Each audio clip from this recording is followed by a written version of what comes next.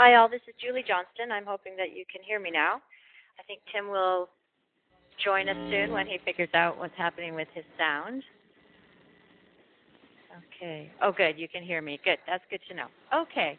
So I'm going to go ahead and introduce myself. And Tim, you can join us whenever you get that worked out. Okay?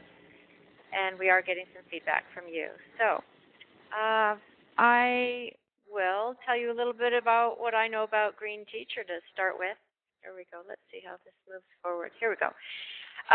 This is a nonprofit magazine that's been around for years and years and years. Everyone in Canada absolutely loves it, everyone who's involved with environmental education.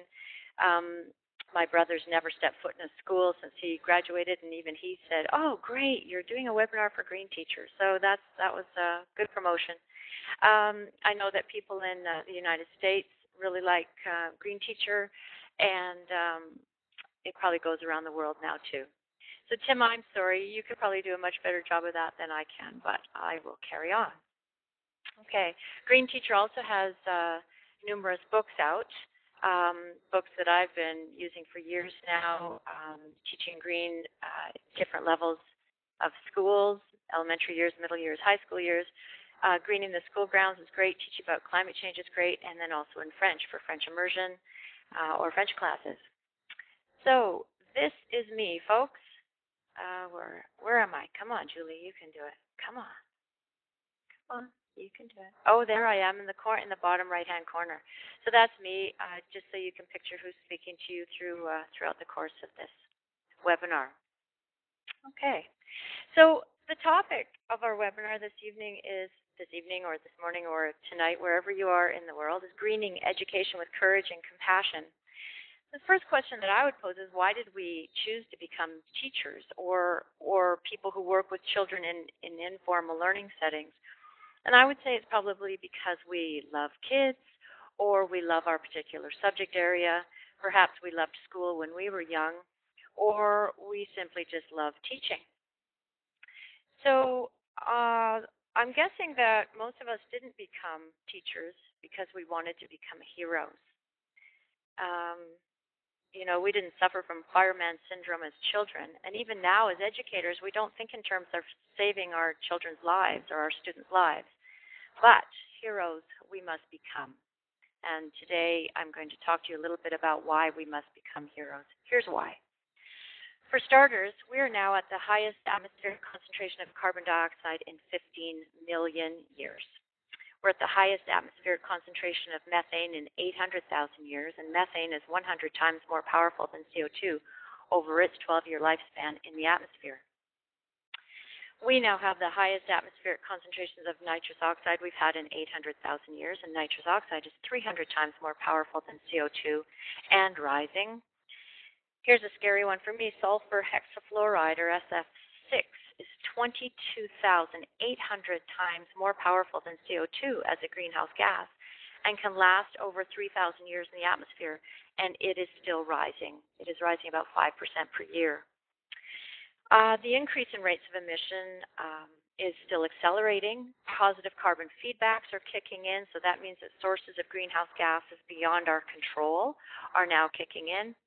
Ocean acidification is increasing at an unprecedented rate. Coral reefs are likely doomed. Today's global temperature increase of 0.8 degrees Celsius commits us to more than double that.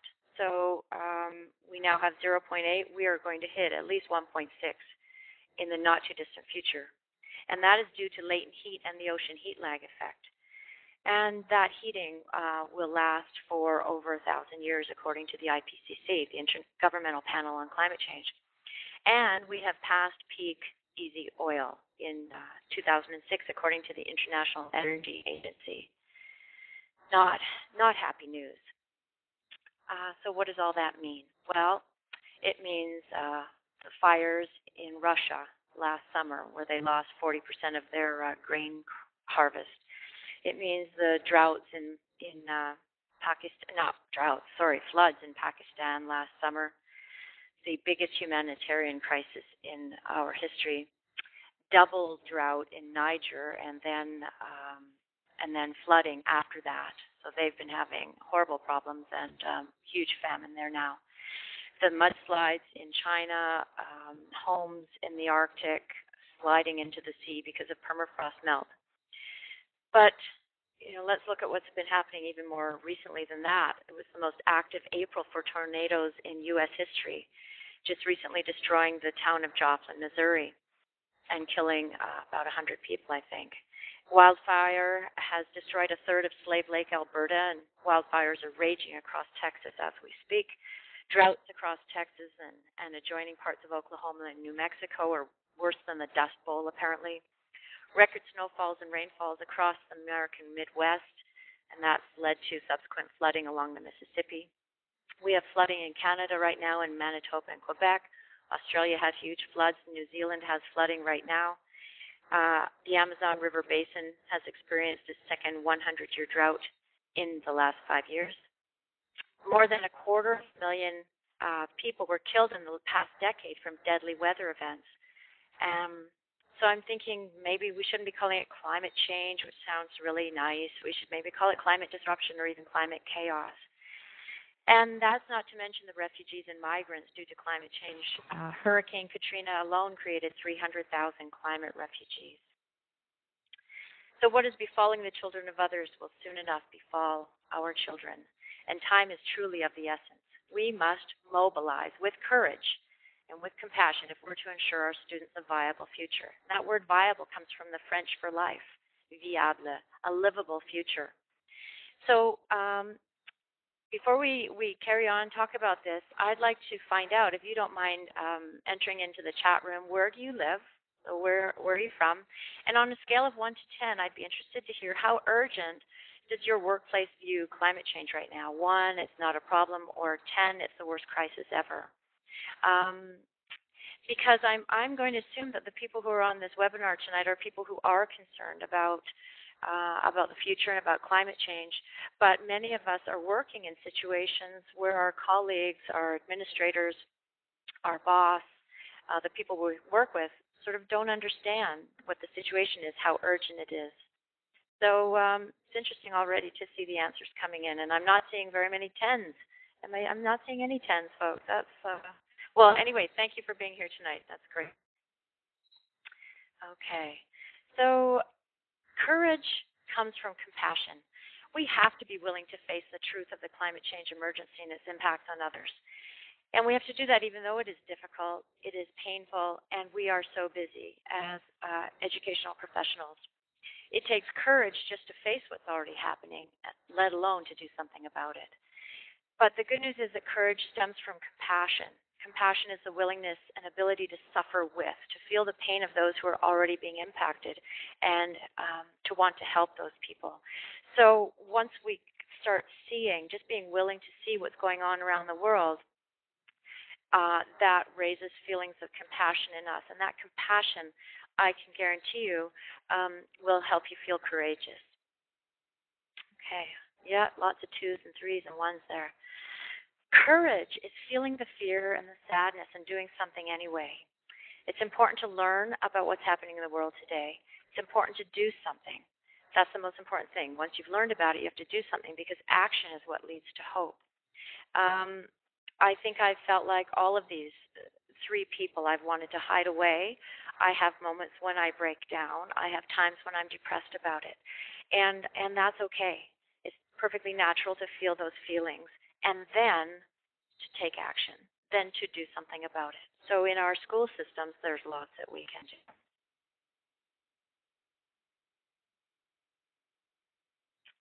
Okay.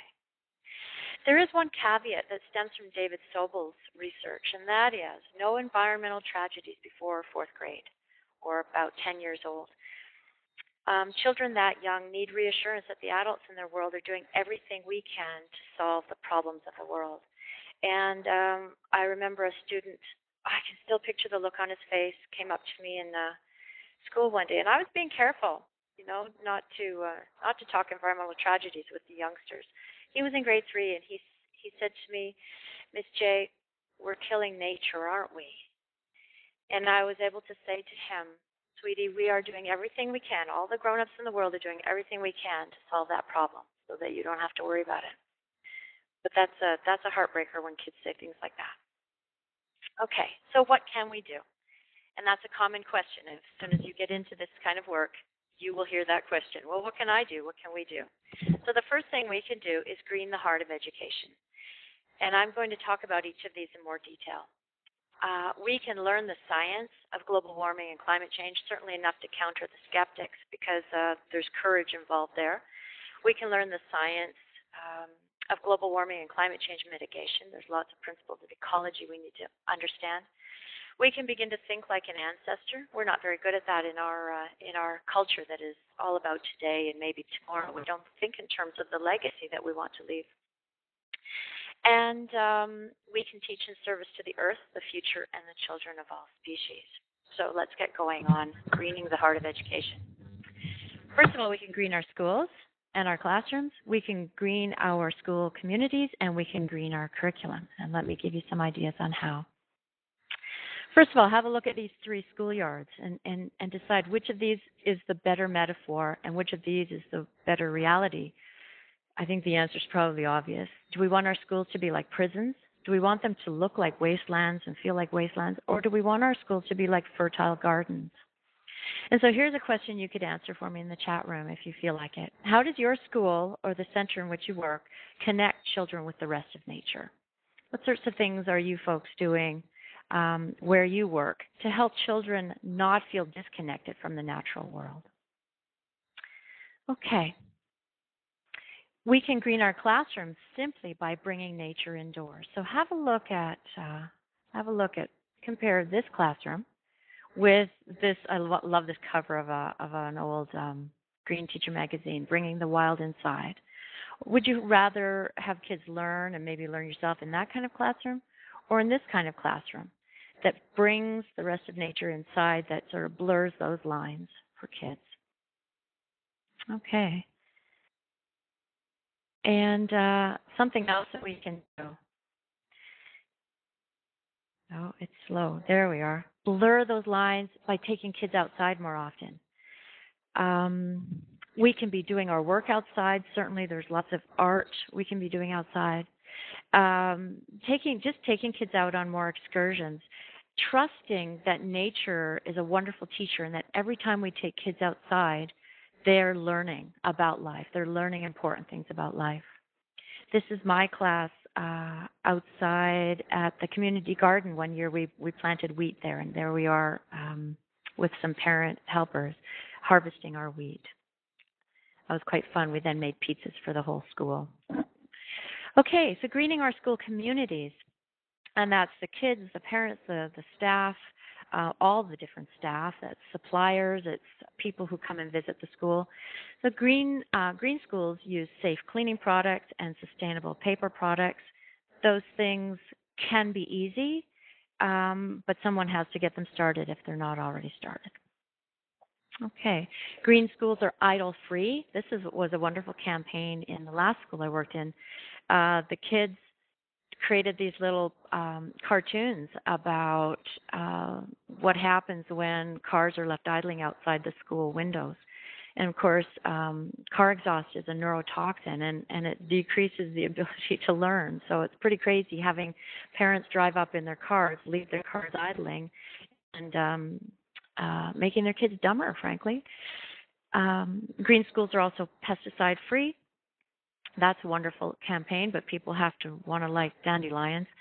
Green schools promote and teach about zero-carbon perpetual energy. So these are 3 of the projects at my former school. This was a renewable energy demonstration cabin. This was an interesting one. The kids decided that they wanted to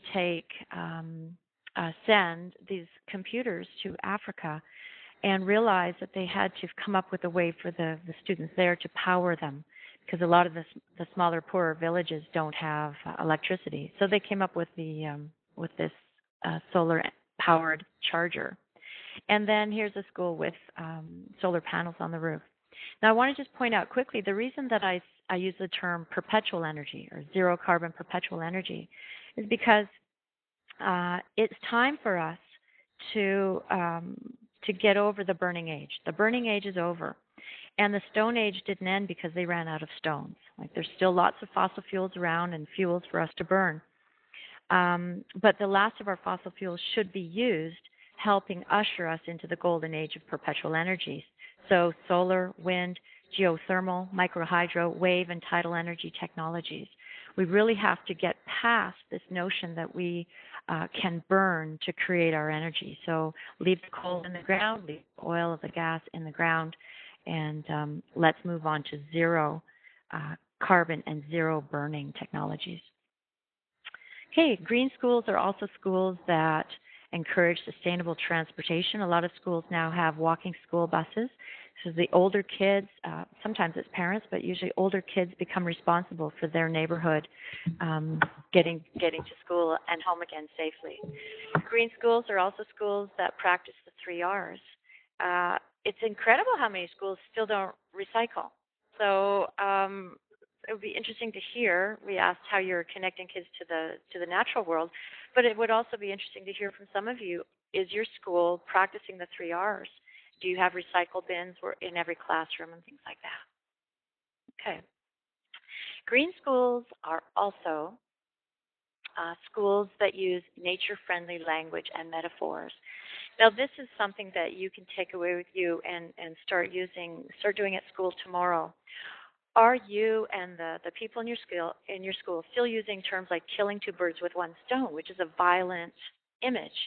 Or are you using terms like feeding 2 birds from 1 hand? We say things like it's a dog-eat-dog world, which is a violent metaphor or a violent image, even though it's not true. Dogs don't eat dogs. We'll say things like she's stupid as a cow, which is an insult to the cow in some cases. We talk about the brain as a computer, but why don't we talk about the brain as a fertile garden? And as teachers, we prepare the soil, and then the seeds of knowledge are planted and grow. It's so much nicer to use those organic metaphors. Another thing that I like to do is to use the term the rest of nature. Instead of talking about nature, which makes it sound like human beings are separate from or not part of nature. So when I use the term the rest of nature, it always includes human beings. So this is an easy one. It would be fascinating if you went back to your schools or your centers tomorrow and started using that one. Nature-friendly language and metaphors. Get the kids thinking about it too. Green schools are also places that serve vegetarian food. Now, this is an interesting one because it gets the backs up of some people, but research has shown that anywhere from 18 to 51% of greenhouse gas emissions can be traced back to the meat industry, whether it's on the farms themselves or the transportation or refrigeration or how we serve the food. So eating lower on the food chain is healthier, and as far as I know, no one has ever died from not eating meat in their school lunch or at a school function.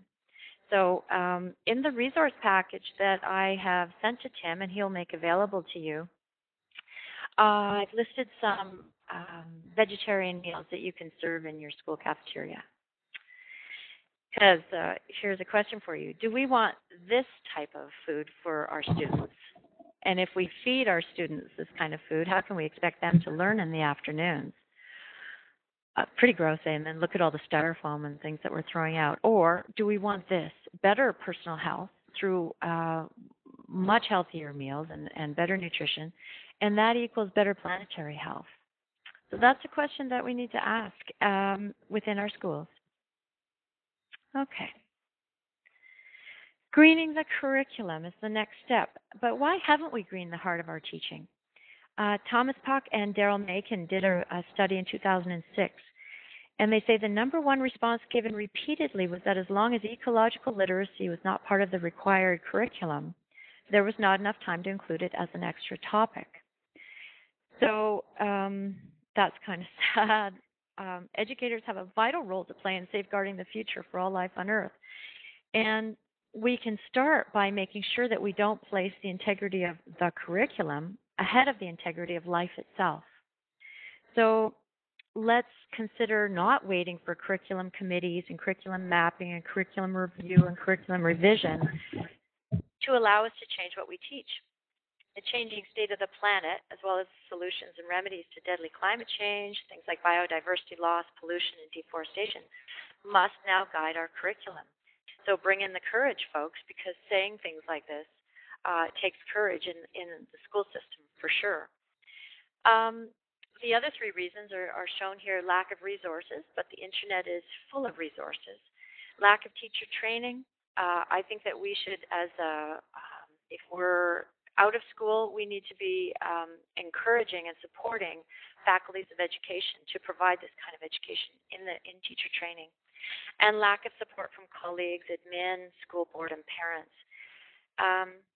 That's why it's important for us to educate ourselves so that we know how to respond to people who don't want to support us teaching what needs to be taught. Madeline Hunter once said, "Don't get caught in the trap of covering material. If you do, cover it with dirt and lay it to rest, because without meaning, it's dead anyway." So that quote reminds me that if the curriculum isn't relevant to helping kids create the best possible future, then why are we doing it? Why are we teaching it? This is one way I'd like to suggest for greening the heart of our curriculum. It's a green school curriculum model that we develop with a developmentally appropriate sustainability focus for each level. It was created to be as simple as possible so that we can adopt as many of these ideas as possible, weaving them into our teaching and our school culture as quickly as possible. Because after all, if we don't intentionally choose to be teaching for sustainability, then by default, we're probably teaching for unsustainability. This curriculum model is intended to help us graduate students who have a grounding in compassion and ethics. That's the foundation at the bottom of the model, you'll see there. So, for example, the impacts of climate change are hitting poorer nations first, and I think it's important, doesn't matter where we live, that our students learn compassion and ethics. It's intended to graduate students who grasp the science of global warming and the current and impending impacts of climate change, and that's the umbrella you can see at the top of the model. So everything else we do now has to come under that reality. That's I don't know if we can call it an umbrella. It's more like a dark shadow. It's also intended to help us graduate students who have a clear understanding of how their health and ecosystem health are interrelated. So that becomes the backdrop of our school system. You know, so often our school systems sort of have this bland backdrop. But what about if we had a backdrop, and I'm talking metaphorically here, but maybe in the hallways in the classrooms too, where it was bright and there were flowers and plants and animals and birds on the walls and pictures and posters. It would just be that much more beautiful. But also healthy in terms of, as we said earlier, you know, pesticide-free lawns, no idling, healthy cleaning products and things like that. It's intended to help us graduate students who know that they are part of nature.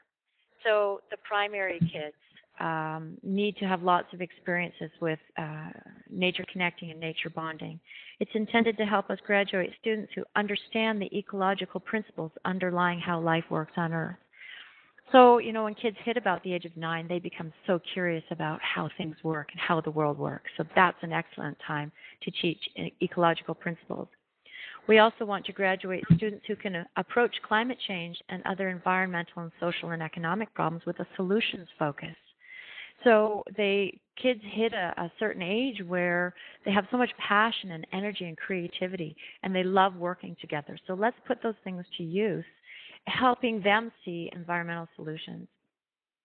And it's also intended to help us graduate students who, because they understand the principles and processes of sustainable development, can become the change needed in the world.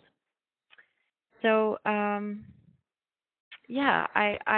hope that you can see how each of those is an appropriate, developmentally appropriate focus. It doesn't mean that you have to change your curriculum. It means that you can teach your curriculum, but through a new focus. Okay. Now I'd like to share with you some transformative tools for greening the heart of curriculum. Maria Montessori talked about teaching life as a great story. And life is truly a great story. It's a 14 billion year epic of how life came to be.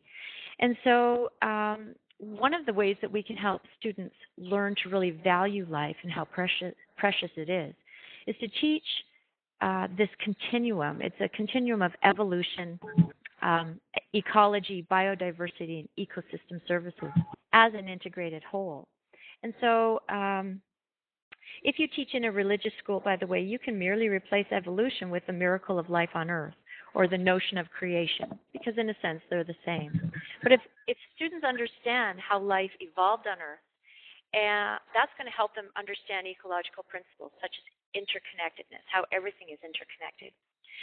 That is going to help kids understand the importance of biodiversity and how we cannot live in a world without biodiversity. We won't survive. And then that helps students understand vital ecosystem services, or as I call them with younger students, nature's gifts. So how do ecosystems purify our water? How do they purify our air? How do they give us things that we need, the materials we need to create the things that we use in life, etc.? There are about 18 different ecosystem services, and kids find them fascinating, by the way. Okay, so here's some more transformative tools. One is to teach environmental math and ecological economics. Certainly economics is taught in many high schools. If you have a look at this model here, we often think of the economy as being equal to the environment. And sometimes we leave people out altogether. But we forget that the economy is just a part of our social fabric, and that human beings are just a small part of the total environment. But John Adams, he's the author of the Mathematics in Nature book that you see there. He has said there is plenty of math to be discovered in the natural world, from patterns in nature to nature's engineering, and a symbiosis exists between basic scientific principles and their mathematical expressions in nature. Something else that we can do is to teach environmental history, and there are just a few examples of books here. Brian Swim and Father Thomas Berry once said, "The historians, even when articulating world history, deal not with the whole world, but just with the human, as if the human were something separate from or an addendum to the story of the earth and the universe." So that's interesting. We often forget to talk to kids about what was happening to the environment at the time that some historical event occurred. Okay, so some more transformative tools for greening the curriculum. This one, teaching ecologically inclusive scientific literacy. We tend to be, at least here in North America, I won't speak for other parts of the world, but in North America, we tend to be an ecologically illiterate and a scientifically illiterate culture. So these are examples of some of the things that kids really need to grasp if they're going to understand what's happening to the world today. So things like feedback loops, the irony being that positive feedbacks are the bad ones in global warming, the ones that we don't want to happen. Causality, weight of evidence, peer review, shifting baselines. Shifting baselines are the slow, chronic, hard-to-notice changes over time. A baseline is an important reference point for measuring the health of ecosystems, or how things used to be before human impact. Randy Olson started a website that's listed on your resource sheet called Shifting Baselines. And he says if we know the baseline for a degraded ecosystem, we can work to restore it. But if the baseline shifted before we really had a chance to chart it, then we can end up accepting a degraded state as normal or even as an improvement. And what I call cultural or intergenerational amnesia also plays a part in this, so that our children don't know that there are fewer birds and butterflies and bees today unless we teach that to them. They're not going to know that when we were kids we saw far more of those things. So it's hard for each new generation to know what the baseline was, hence the term shifting baselines. There are some other scientific literacy things that are important, different time scales. A lot of people don't think in geologic history. A lot of people don't know that there's a long-term and a short-term carbon cycle. Exponential growth. Oh, that's a biggie when it comes to talking about the growth in greenhouse gas emissions. The precautionary principle. In the absence of scientific consensus, the precautionary principle tells us that an action In the absence of a scientific consensus that an action or policy is harmful, the burden of proof that it is not harmful falls on those taking the action. So in simpler terms, if there is a chance that a glass of water is poisoned, would you ask a child to drink it?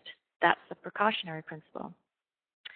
I think our students also need to know ecological limits, some knowledge of the world around them. We don't teach much natural history anymore.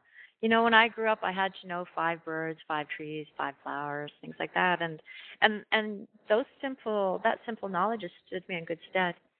And I think that kids need a global knowledge too. They need to understand the state of the planet. Okay, we'll move on to the next one. Another transformative tool is to be teaching students to build their own soil through composting, to grow their own food through school gardens, to collect their own water. That's our next project at my school, is to create a rainwater collection system, and also to create their own energy. Something as simple as you see it here, the bicycle generation. She's creating energy, generating energy as she cycles there. And schools can set up a little cell phone or iPod charging station where the kids have to bicycle in order to do that. Okay. And the last transformative tools, one is to educate for a deep and life-affirming earth ethic, to not apologize for being someone who in the classroom is speaking for the sake of life on earth, for the future, for future generations. I think that we need to stop being apologetic about caring and about being compassionate. I don't think that teaching has to be sort of straight-laced and serious. We can take joy in what we're seeing out the classroom window. I think that it's also important that we ensure students are connecting with the rest of nature throughout their schooling. So let's not just do that for the primary students. Let's make sure that we're always giving students the opportunity to get outdoors or to bring the rest of nature inside. Okay, so number 1 was greening the heart of education. What else can we do? Well, number 2, learn the science, such as the laws of physics, of global warming and climate change. There are a few things there. I think that courage stems from compassion, but it also stems from clarity, from critical thinking, and from creativity. The greenhouse gases are coming from sources that we can convert to zero carbon. So let's get our students on to solving these problems. Let's change chemical-intensive agriculture. Let's change the industrial media industry and the transportation sector. Let's get ourselves off the internal combustion engine. There are all sorts of energy generation things we can be teaching kids at school. We can be teaching about deforestation and planting trees in our schoolyard. We can be learning to let our homes be warmer in the summer than they are in the winters. Our homes and our schools, by the way. I used to work in a school where the air conditioning made the school cooler in the summer than the heating made it in the winter, and I think that that's backwards. Anyway, we live on a Goldilocks planet, and people need to appreciate that it's the balance of those trace greenhouse gases that allow us to be not too hot, not too cold. And students and teachers and our colleagues really need to understand the physics, these laws of physics that allow us to live here on Earth. Okay, something else that we can do is to learn principles of ecology that are going to help us mitigate and adapt to what's coming down the pipe. All living things on Earth depend on a climate hospitable to survival. And I'll give you an example.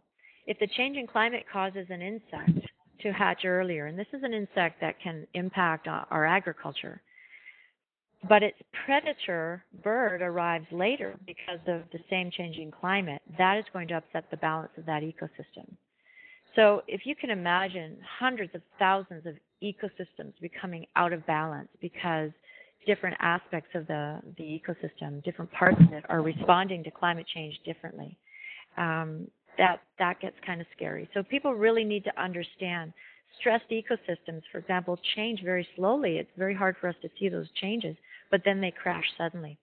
We need to recognize that the greatest threats of climate change and global warming are to our food security, to our water sources, population health and well-being. We talk a lot about sea level rise, but that is off in the distance. These other threats are not just right around the corner, they are happening to people in different parts of the world already. Okay, something else that we can do is to start thinking like ancestors. We can think in terms of legacy and intergenerational equity. We can think broader and longer term.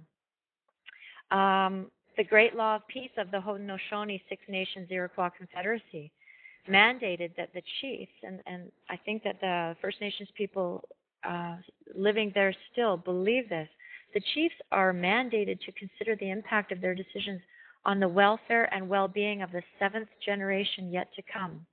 So if we were doing that, if we really, really considered the impacts of our decisions on future generations, there's a lot that we would change. And here's the last thing I want to suggest, and that is that we start teaching in service to the earth, the future, and the children of all species. That we be brave and courageous in our classrooms, that we tell the truth to the older students, that we don't be misleading, that we ensure that any teaching about climate change is up to date. Down here at the bottom, this is an example of a resource in my home province here in Canada. And the title of the exercise is Climate Change Good for Us? I think that that's misleading for students. I don't think it's fair to set them up in that way, because what they're going to find out is that it's not good for us. In fact, it's quite dangerous. We have to be willing to not know and to learn new things along with our students. I am learning so much by teaching my kids about gardening, about composting, about energy generation, perpetual energy generation. I just have to put aside my lack of comfort. We have to put our students and their future ahead of covering the curriculum. And again, as I said earlier, that takes courage to be able to say to our boss, hey, if you don't want me, if you're saying I can't teach that, then please subtract something, because I need to be teaching this. I love my students and I need to teach this for them. We need to educate our kids to create the best of all possible futures, give them the skills, the knowledge, the values and attitudes that they're going to need to create the best of what we're leaving behind, instead of letting them stumble into the worst of all possible futures. And I think it's their right to know what lies ahead. Okay, there's plenty of intelligence in the world, but the courage to do things differently is in short supply. That's a quote from Marilyn Vos Savant. And then a blogger in Toronto, Susanna Molinolo, said in response to Marilyn's quote, she said, that quote resonates with us because our courage was a collective one. Thus, the more people, the more courage, and ultimately a courageous project is more effective in getting our message across. So what I would like to ask you now is, where have you found support? For example, at my school, it's an educational assistant who's my biggest support, and we talk about how hard this stuff is and yet how important it is. Where have you found allies? Some of my parents take the time to thank me for teaching the things that I'm teaching their kids. And where do you find encouragement? Note the word courage or courage in the middle of that word. And for me, it's from my husband, who also spends a lot of time learning climate change and sharing what he learns with other people. So I get a lot of encouragement from him. But I do want to let you know that sadness is very much an appropriate response to what's happening in the world today. But as has been taught me, turn that sadness into anger, and then as Gandhi taught us, turn that anger to action, okay, to right action. We need to have compassion for ourselves. We need to take breaks when necessary. Perhaps through meditating each day, by taking daily walks, or a monthly weekend off. No climate change this weekend, sweetie. We're just going to have fun. Summer vacation, maybe you decide that you're going to do a 1-week sustainability education institute and then take the rest of the summer off. That's great. We have to be compassionate to ourselves. I've also discovered the importance of compassion for our colleagues. I have a colleague at my school who just could not get involved in the garden. He just could not see himself as part of the garden.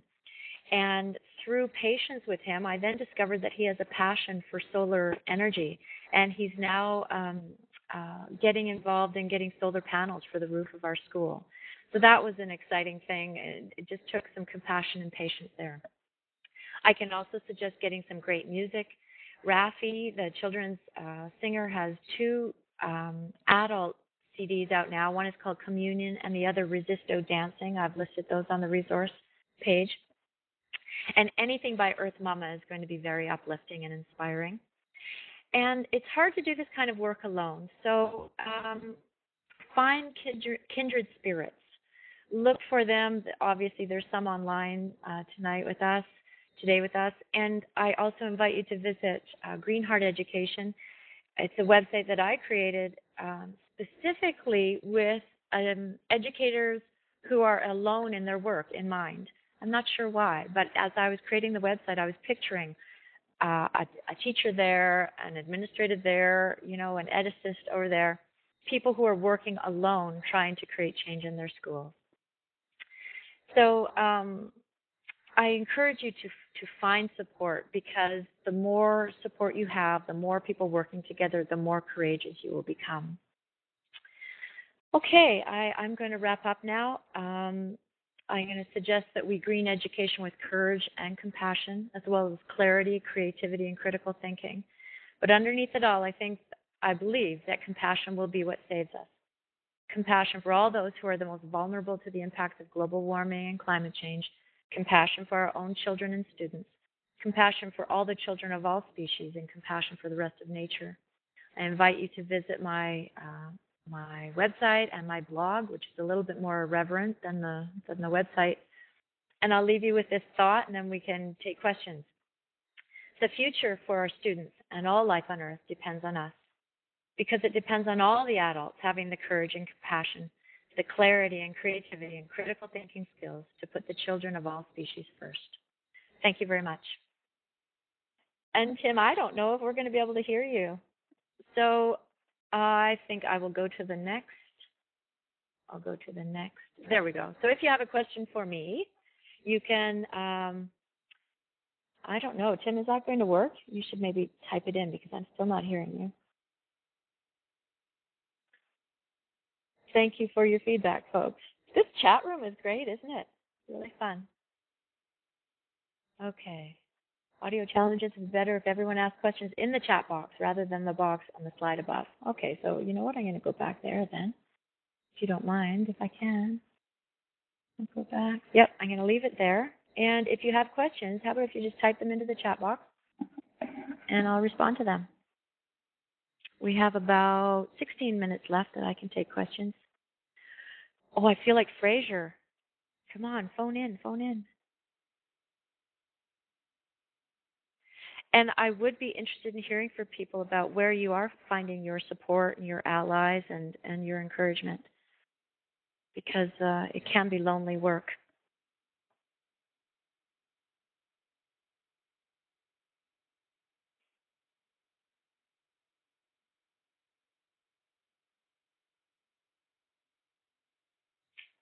Maybe I'll tell some stories while we're waiting for questions. Or maybe nobody has questions.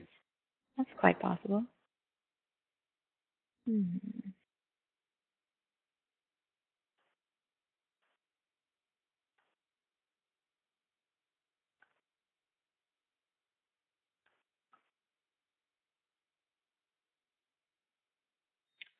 Yes. So let's start at the beginning here. I'll go up a bit. Where can you find part one of those great story quotes? I will. I'll find out for you. I'll keep track of the questions that I'll respond to. And you can all contact me, by the way, through Green Heart Education at www.greenhearted.org. There's lots of contact forms there, so just write to me if John, if I don't do that. So part two of the great story quotes. Okay, they are wonderful. You're right. Thanks for the compliment on the website. I appreciated that. Okay, Ann Smart. I teach in a Catholic school. My best support comes from the religion department. Yes. And I think that it's interesting that you pointed that out because creation care, there are so many churches around the world, so many religions around the world now who are understanding the importance of creation care and taking care um, uh, of what the Creator gave us. And so um, I can see where your religion department would be your best support. That is wonderful to see. And spirituality would have a place in there. Life is sacred on this earth, and that's not a religious thing to say. That's a spiritual thing to say. And I think that encouraging kids to be outside and spending time sort of drinking in that sacredness is really important. Mary asked, is this already the case for other states or countries? And I'm not quite sure what you're asking about in particular, but there are, Australia is fairly far ahead in this kind of teaching. Who else have I learned about who's ahead of us? There are places. I know that Ontario in Canada is moving quicker than a lot of other places. Manitoba, the province of Manitoba in Canada, check out the Ministry of Education there. They have wonderful stuff on sustainable development education. Okay, I tap into as many of the local events and organizations, make them aware. Oh, everybody's on now. Make them aware of what's happening and how they can get involved. Yeah, good point. So that's an excellent point that you've made, is connecting kids and the school itself with what's happening in the community and in the wider world, and then bringing those things into the school and sharing with your students and with your colleagues all the neat things that are happening in the world. Because it's not all bad news. There are some wonderful initiatives taking place, probably in every community around the world right now. So that's important to share those things with your kids. I get a lot of support from the kitchen cafeteria custodial staff. That group is working hard in our school too to reduce waste. That is great. As all teachers know, being friendly with those folks in our schools really makes our life easier anyway. The secretarial staff and people in the kitchen, the cafeteria custodials. That's wonderful. That's an excellent point. Is to make those people your allies, because of course they want to reduce waste. They want to be as environmentally friendly as they can be as well. That's great. Okay, in reference, about pesticides on schoolyards. There are places in the world, of course, that don't have schoolyards. There are places that would never think of putting pesticides. I'm talking about poorer places around the world. In the Philippines, every school has a school garden that feeds the kids at lunch, because so many of the kids in the Philippines are malnourished. So I know that there's a ban on cosmetic pesticides in several provinces now, in several municipalities, and I think the province of Ontario. So that's happening more and more. If there's a cosmetic ban, then schools can't use pesticides. So that's quite neat. And we had a kids, what do we call them? The Pender Environmentally Conscious Kids. PEC for short, here on Pender, and they went to all the different institutions on the island and asked them to go pesticide free, and then made up little plaques for them. And I think golf course was the only place that didn't go pesticide free. So that's a project that your kids could work on, actually. How prevalent is eco spirituality in school? I would say not very prevalent at all. It would be interesting. I think I work really closely with parents with my students, and so the parents are into it here. I live in a small community. We all kind of know each other, but you probably wouldn't want to call it eco-spirituality, actually. But it doesn't mean that you can't take kids outside and have them drinking in all the sensory, all the beautiful sights and sounds and things like that. At knowing that you're helping them learn to appreciate the sacred. So Kim says, when I take kids outside for an activity, we always have to stop and talk because they insist on ripping up. Ah, yeah. I talk about making friends with the rest of nature, and we actually, there's a little unit that I do with kids, and I start out by taking in, now I'm trying to think what I take, a pair of slippers, which reminds them to walk softly on the earth. I take a pair of mittens, which reminds them, or if it's summertime, a hat, reminds them that, you know, nature is friendly to us if we're friendly to it. Like, we're not going to get a sunburn or frostbite if we dress appropriately for going outside. Just little things. And then when I take them outside after that sort of initial workshop with them, and you'll find that on my website as well under something about Friends with Nature. I think I described that workshop, Kim. The kids then start looking for ways that they can be friends with the natural world. And sometimes when we do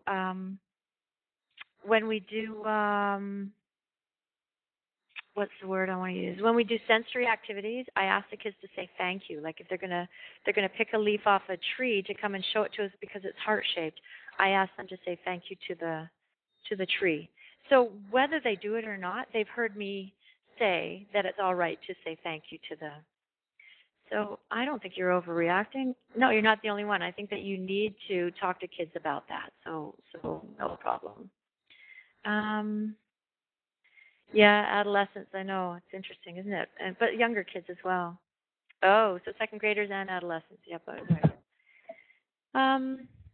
Yeah, exactly. So have them say thank you, or say thank you yourself, or as a group, you can all say thank you as you're going back in. Okay. So those were wonderful questions, folks. Thank you very much. We still have 8 minutes if people want to ask some more questions. Things might come to me, stories to tell you, but if you have more questions or comments, just send them on in. That would be great.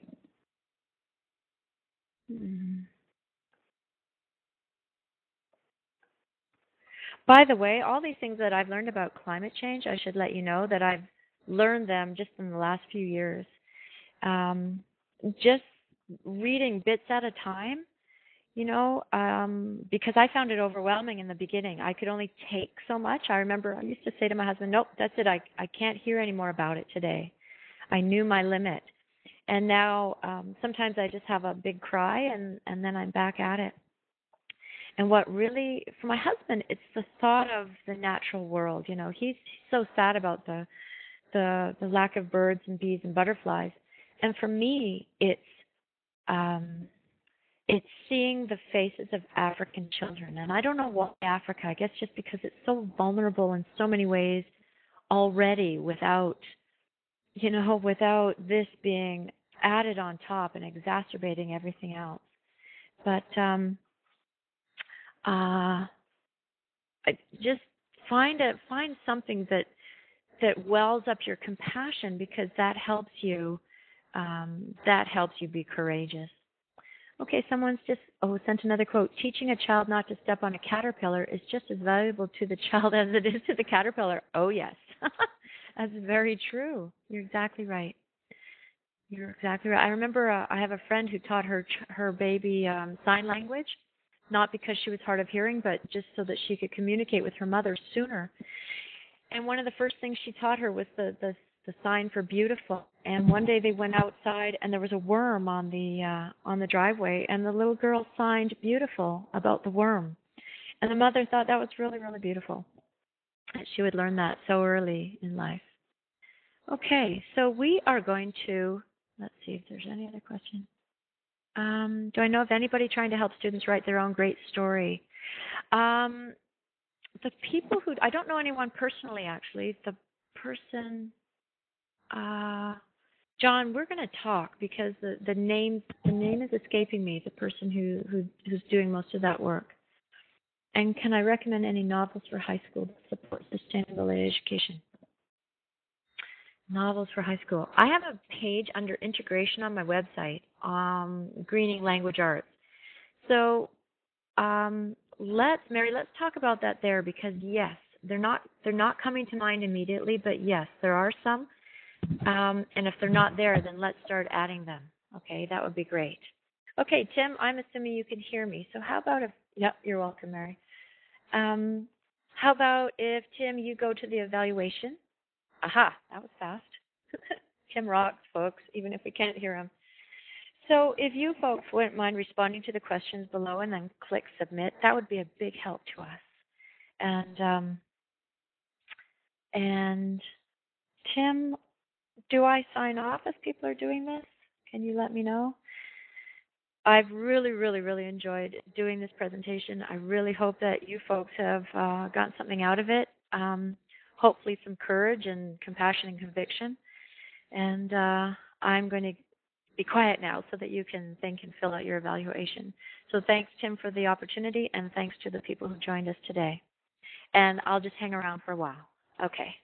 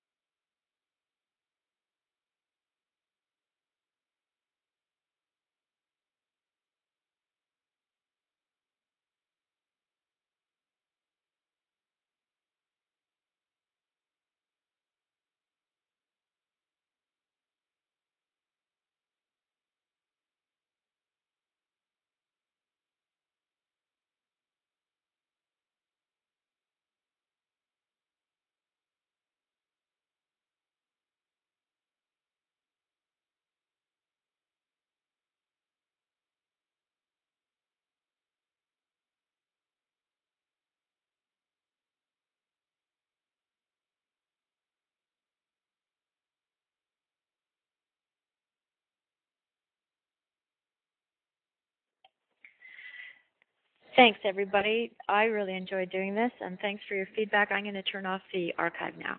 So take care, everybody. Bye-bye.